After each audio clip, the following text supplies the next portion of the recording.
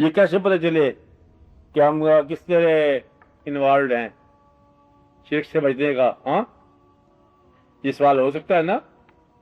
کیسے پتہ چلے؟ یہی پتہ چلنا ہے کہ اگر آپ اس سفر میں اور اس رشتے میں اگر آپ کچھ حاصل کرنا چاہتے ہیں، دنیا کو اپنی کو محفوظ کرنا چاہتے ہیں، تو خطرہ ہے۔ اگر دنیا سے آپ بیگانہ ہو، اس راستے پر وہ ہر چیز جو موجود ہے قربان کرنے کی خواہش، یہ طاقت یا استعداد موجود ہے، تو پھر یہ سفر محفوظ ہے۔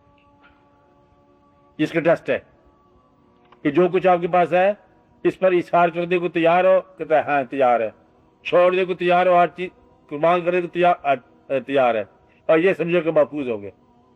اور اگر آپ اس سے کچھ لے کے اس کو محفوظ کرنا چاہتے ہو تو پھر یہ خطرہ ہے۔ تو لہذا آپ پر یقین کر کے اپنی دنیا کو، اپنی محنت اور اپنی دعا محفوظ رکھو۔ ایک ہی بار دعا ہو جاتی ہے کہ اللہ تعالیٰ آپ کی دنیا کو محفوظ رکھے، اور دنیا جو ہے وہ آپ کو راستہ ضرور دے۔ دنیا یہ نہ ہو کہ آپ کا راستہ ہی روک دے، اتنی دنیا نہ ہو کہ آپ کو دین کا راستہ بند ہو جائے۔ یہ بات ہے میرے نا کہ دنیا ہو تاکہ دنیا کا خیال، دنیا کی ضرورت آپ میں محتاجی کا احساس نہ پیدا ہو، تاکہ آپ کی عبادت میں انتشار نہ ہو کہ ضرورت وہ رہ گئی ہے، ضرورت وہ رہ گئی ہے۔ اگر ضرورتیں عبادت میں داخل ہو گئی ہیں تو عبادت کمزور ہو جائے گی۔ نماز پڑھتے پھر خیال ہے کہ دیکھو مہمان آ گئے تو پتہ نہیں کیا بنے گا، تو پھر یہ بات غلط ہوگی۔ مہمانوں کا پہلے خیال کر لو۔ اس لیے دنیا اپنی کو بہتر کرو اور دنیا کو اس طرح گزارو کہ جہاں تکلفات بند کر دو۔ غریب ہو تو غریبوں سے پوچھو غریبی کیسے گزاری انہوں نے، نہیں بات سمجھے؟ اگر تم غریب ہو گئے ہو تو پھر غریبوں سے پوچھو کہ غریبی کیسے گزارتے ہیں زمانے۔ اب تم امیروں میں رہ کے غریبی نہیں گزار سکتے جیسے کہ اندر غریبی ہے۔ اب آتے میں تو غریبوں کے اندر رہو گے تو غریبی گزرے گی، امیروں میں رہو گے تو پھر دولت کا ہونا ضروری ہے۔ تو اس لیے اگر کبھی دولت میں کمی ہو تو پھر اپنا ماحول بدل دو۔ بہت بڑے آسائشیں کی خواہش جو ہے نا، یہ انسان کو ہلاک کر رہی ہے۔ سادہ زندگی گزارو، اللہ تعالیٰ فضل کرے گا، برکت ہو جاتی ہے، اور دعا کیے کرو اپنے لیے۔ تو پیری مریدی کا تعلق جو ہے نا یہ آپ کے باطن سے ہے، اور باطن جو ہے نا وہ اللہ کے لیے ہے، اور آخرت کے لیے ہے، اور اس دنیا کی پہچان کے لیے۔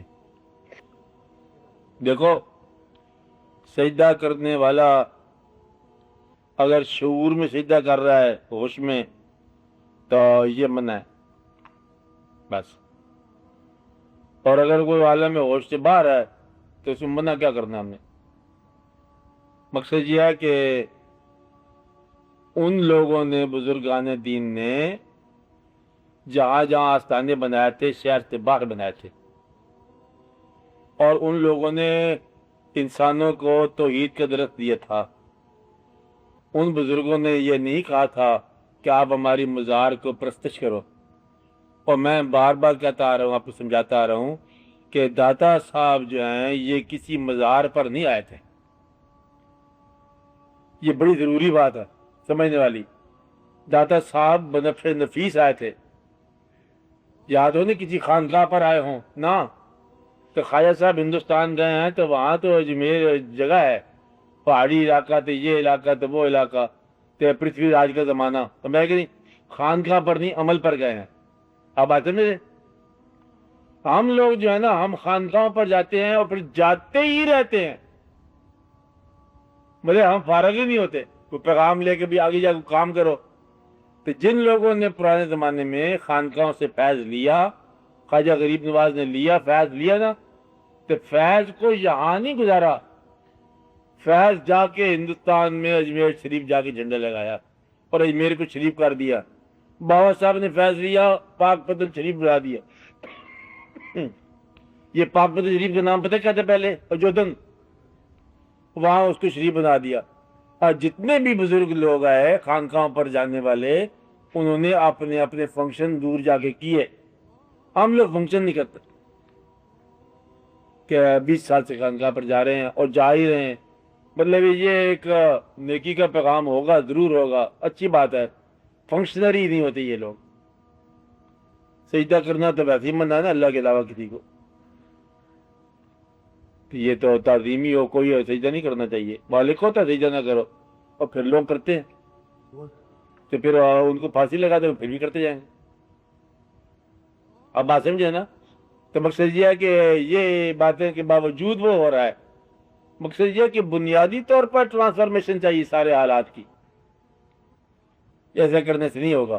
یہ ابتدائی طور پر ہر چیز کو سیٹ کرنا پڑے گا نئے طرح سے کہ یہ کیا ہے, لوگوں میں تعلیم کیوں آئی ایسے, اور سجدہ کیوں کرتے ہیں. سجدہ نہیں کرتے اصل میں, جھک جاتے ہیں وہ لوگ. سجدہ تو وہ اللہ کا نہیں کرتے. زیادہ کام کریں گے وہ تو نماز ہی نہیں پڑھتے, اس لیے بیچارے سجدہ نہیں کرتے, وہ ادب کرتے ہیں. نہیں یہ دانا کے لیے جرم ہے, نادان کے لیے کچھ نہیں ہے. آپ کے لیے منع ہے, آپ نہ کرنا سجدہ. نہیں آپ بات سمجھے. اب اس کے لیے کیا منع ہے جس کو پتہ نہیں ہے عبادت کیا ہے, وہ تو بیچارہ ہے ہی ان پڑھ. وہ ایک دفعہ گیا اس نے کہا جیسی وہ کبھی ہاتھ باندھ دیتا ہے کبھی سر چکا دیتا ہے بیچارے کو. بیل کا بھائی بیل, اسے نہ تعلیم دی تم لوگوں نے نہ اس کو پیسہ دیا. غریب کو تعلیم ہوتی پھر پورا ہو جاتا, غریب کو پیسہ مل جاتا پھر پورا ہو جاتا. یعنی کہ علم کی ضرورت بھی ہے, پیسے کی بھی اس کو ضرورت ہے. اس لیے خانقاہ پر جائے گا, جیسے بھی ادب کرے گا بیچارہ کرے گا, مجبوری ہے. میرا خیال ہے اس کو معافی کا, غریب سمجھ کے اور نادان سمجھ کے.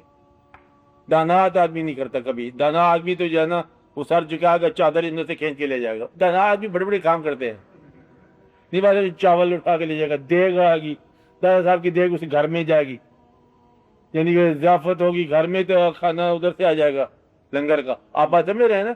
دانا آدمی بڑے خطرناک کام کرتے ہیں اور بڑی بڑی چیزیں مطلب ہے دادا صاحب سے ان کو ملتی ہیں, پیسے نقد ملتے ہیں اور لنگر ملتا ہے, چادریں ملتی ہیں, چڑھاوے ملتے ہیں. دادا صاحب کے جانے والے یہ سارے ان کے گھر پہنچ جاتے ہیں سیانے لوگ.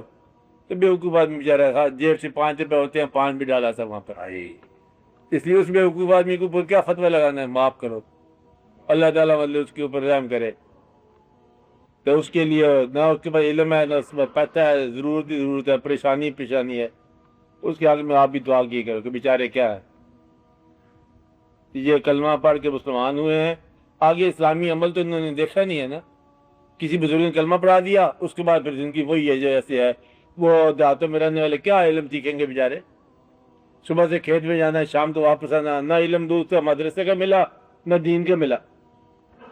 ایک مولوی رکھا ہوا ہے بس, وہ جنازے پڑھا دیتا ہے, شادیاں کرا دیتا ہے اور روٹی اس کو کھا لیتا ہے, اور تو علم نہیں ملا ان کو. آپ کے کسی آدمی کو بھی اس طرح علم نہیں ہوا. اس لیے اب یہ تو بات کی بات ہے کہ اب دادا صاحب جاننے والوں کو کیا ادب ہونا چاہیے کیا نہیں ہونا چاہیے. سجدہ کرتے ہیں پہلے تو یہ دیکھو کہ ان کی ضروریات پوری ہیں کہ نہیں ہیں غریبوں کی. تو غریبوں کی اگر ضروریات پوری ہوں, ان کو دیکھو تمہاری ضروریات پوری ہو گئی, اب تم نہ جانا. ضروریات پوری کو نہیں کرتے, بیچارے جاتے ہیں تسکین کے لیے. ان پڑھ آدمی جب کبھی اس کو اللہ یاد کرنا ہوتا ہے نا, اللہ کو یاد کرتا ہے, وہ دیکھتا ہے ضرورت کیسے مطلب کانچوں پہ جاتے ہیں لوگ. پتہ ہے ہم کو کسی کو تکلیف ہوئی نا, بیمار, حکیم سے جواب مل گیا, دعا کرو, دعا کیا, پھر کہتے ہیں اللہ سے آگے میں کیسے دعا کروں. کہتا ہے کوئی اللہ کے جاننے والا ہو. پھر محلے کے کسی بزرگ کے پاس جائیں گے, پہلے مولوی صاحب سے دعا کرتے ہیں, پتہ ہے نماز پڑھ کے آتے ہیں بچہ لے کے بدلے میں ہوتے ہیں, بس کے بعد دعا کرو پھونکا لگا. پھر اس کے بعد کسی پیر صاحب کے پاس جائیں گے, پھر عمل کے پاس جائیں گے, پھر کہ یہاں کسی بابا جی کا مزار ہے, پھر لوگ وہاں جائیں گے. اب اس کو ضرورت بیچارے کو پریشانی ہے, بچہ بیمار ہے, تو وہاں جا کے پھر روئیں گے بھی صحیح اور دعا بھی کریں گے, اور جیسے بھی ہوں گے وہ کریں گے.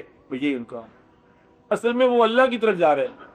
تو اللہ کے خیال میں کسی بزرگ کے پاس جانے والا وہی ہے جو پیر کا بیعت کرنے والا جائے گا, کیونکہ اس کو اللہ کا اور کوئی واضح راستہ نہیں مل رہا. واضح اسے یہ پتا ہے کہ اللہ کا یہاں کبھی گزر ہوا یا یہ کوئی اللہ والا ہوا, جو واقعہ ایک دفعہ ہوا اسی کے نسبت سے وہاں پر پہنچ جاتے. اس لیے یہ جائز ہے. باقی ادب احترام حج کے اندر کرے, اور حج اس کو کیا پتہ بیچارے کو ان پڑھ, اس لیے وہ اللہ ہی کے خیال میں جا رہا ہے.